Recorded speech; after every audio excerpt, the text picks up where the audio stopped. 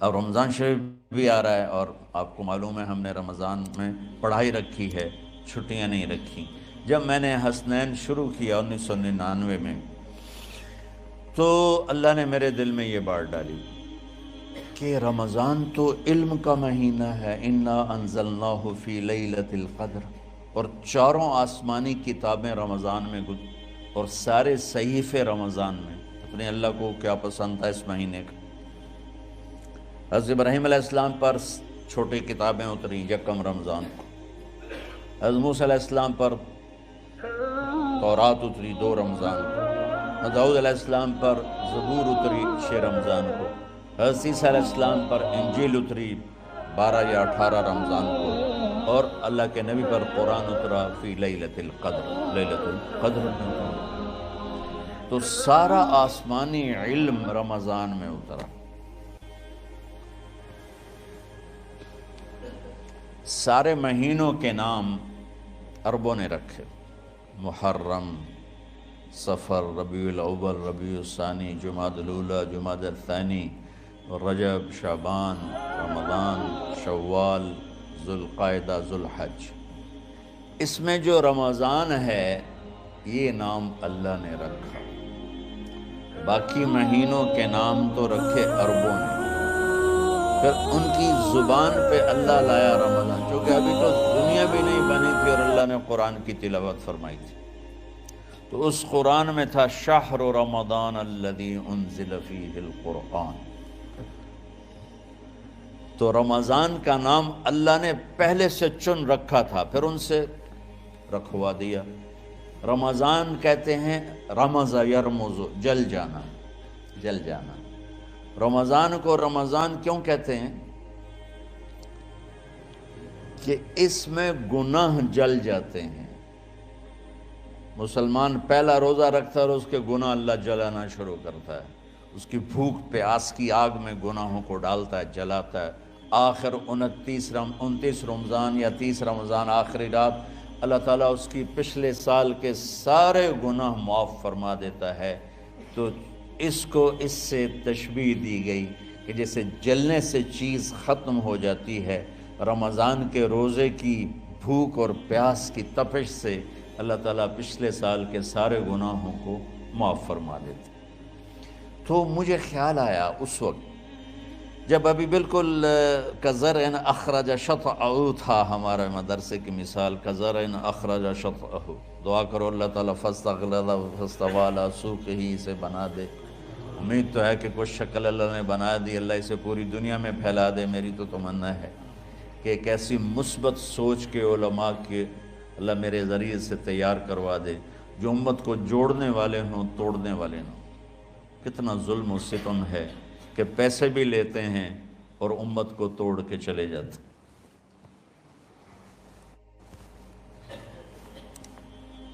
میں نے ایک خطیب سے کہا تم یہ منفی تقریریں کیوں کرتے ہو، تم مثبت کیوں نہیں کرتے؟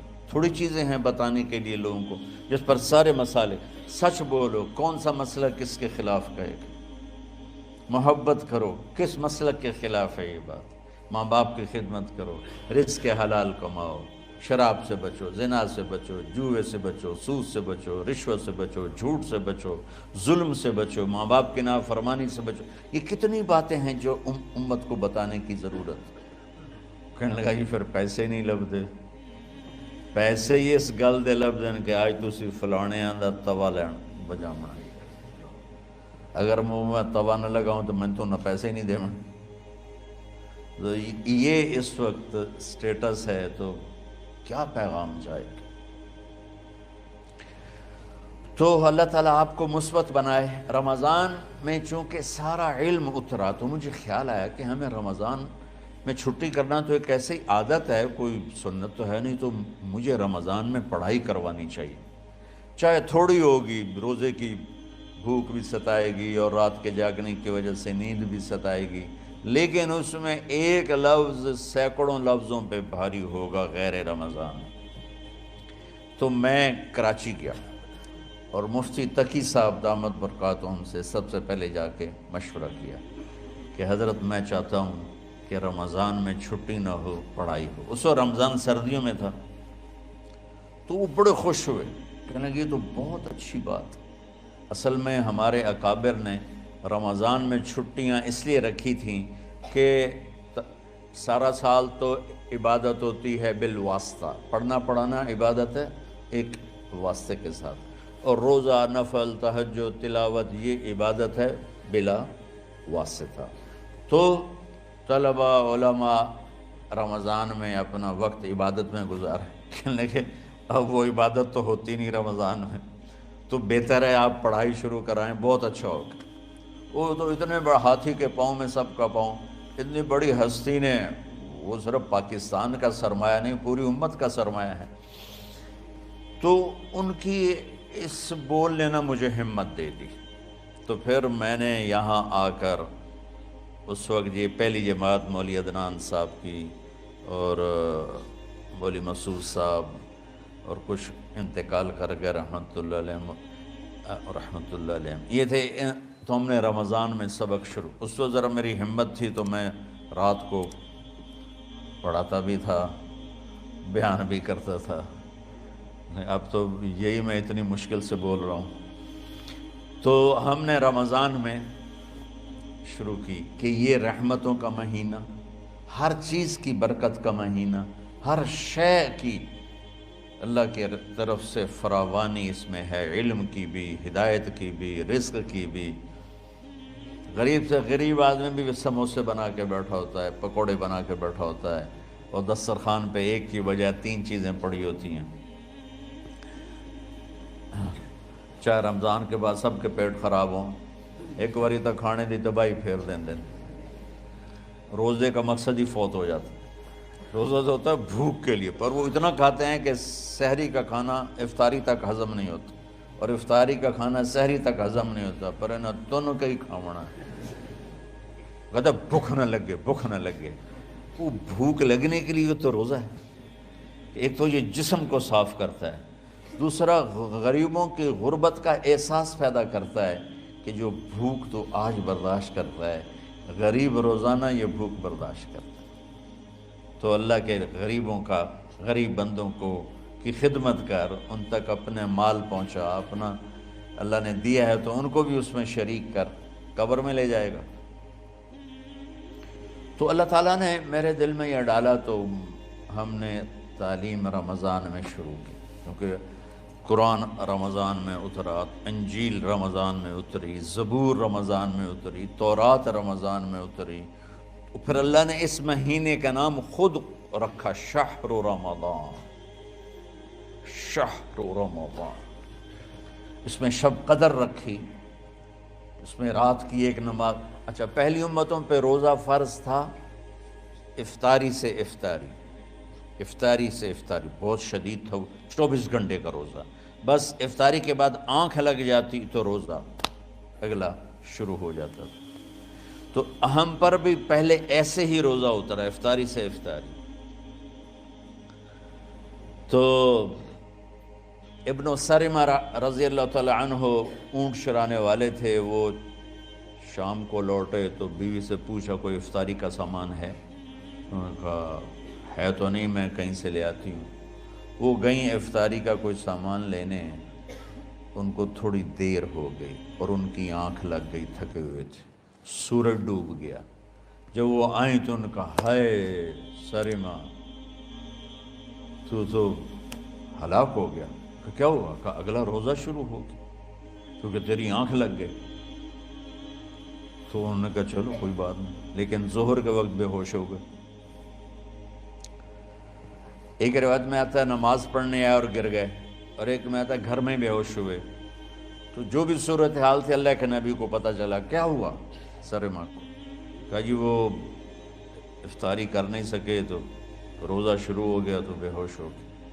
تو اللہ کے نبی رنجیدہ ہوئے، تو اللہ تعالیٰ نے قرآن اتار دیا، چلو میرے محبوب ساری رات کھاؤ، حتیٰ یتبین لکم الخیط الابیض من الخیط الاسود من الفجر، کہ میرے محبوب صبح صادق تک آپ کی امت کو اجازت ہے، کھاؤ۔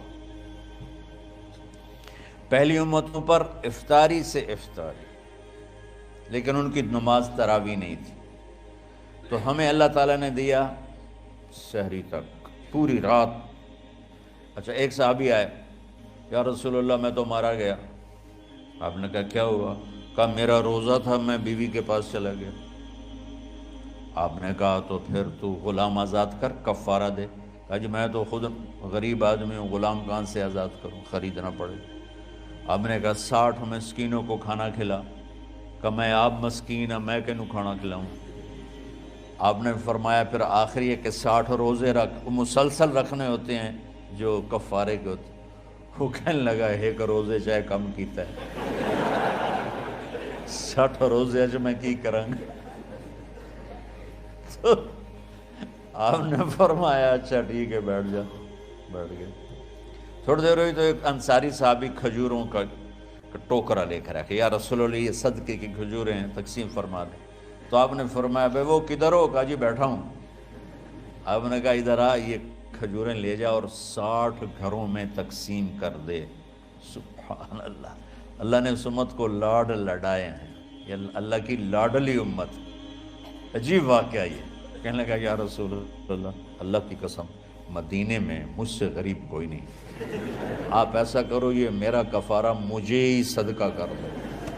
تو آپ اتنا ہنسے کہ یہ آخری دانت نظر آنے لگے۔ بہت کم ایسا ہوتا تھا، فَضَحِكَ حَتَّى بَدَتْ نَوَاجِذُهُ، ایسا ہنسنا آپ کبھی کبھی ہنستے تھے کہ آخری دانت پورا منہ کھل جائے۔ تو آپ اتنا ہنسے کہ آخری دانت تک نظر آنے لگے۔ تو آپ نے کہا اچھا جا لے جا تیرے واسطے، لیکن یہ صرف تیرے لیے اور کسی کے لیے نہیں ہے۔ تو جب ایسی خیانت ہوئی تو اللہ تعالیٰ نے دوسرا حکم بھی اتار دیا، باشروہن، کہ تمہارے لیے بیوی بھی حلال ہے، کھانا بھی حلال ہے جب تک صبح صادق نہیں ہو جاتی۔ لیکن اللہ نے ہمیں ایک نماز عطا فرما دی جس کو ہم آج صلاۃ التراویح کہتے ہیں۔ میرے نبی کے زمانے میں اسے قیام اللیل کہا جاتا تھا۔ تراویح کا نام کب پڑا اس کا تو مجھے پتہ نہیں، کہیں نہ کہیں لکھا ہوگا، لیکن صحابہ کے دور میں اس نماز کا نام تھا قیام اللیل۔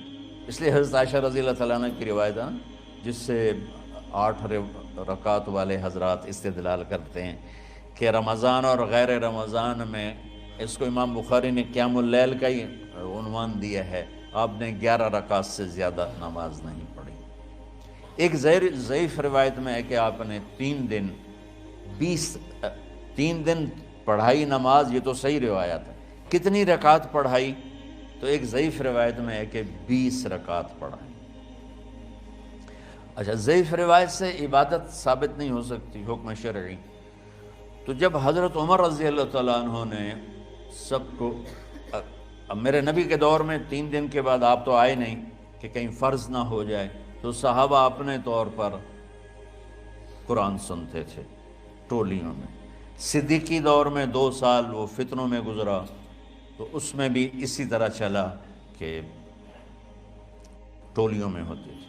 حضرت عمر رضی اللہ عنہ کے زمانے میں حکومت مضبوط ہو گئی، طاقتور ہو گئے، تو ابتدائی سالوں میں نہیں، چند سالوں کے بعد اب مسجد میں تشریف لائے تو لوگ اس طرح کوئی 4 ادھر 4 ادھر 5 ادھر 10 ادھر 20 ادھر، تو کہنے لگے ان کو ایک ہی امام پہ جمع کر دیا جائے تو کتنا اچھا ہوگا۔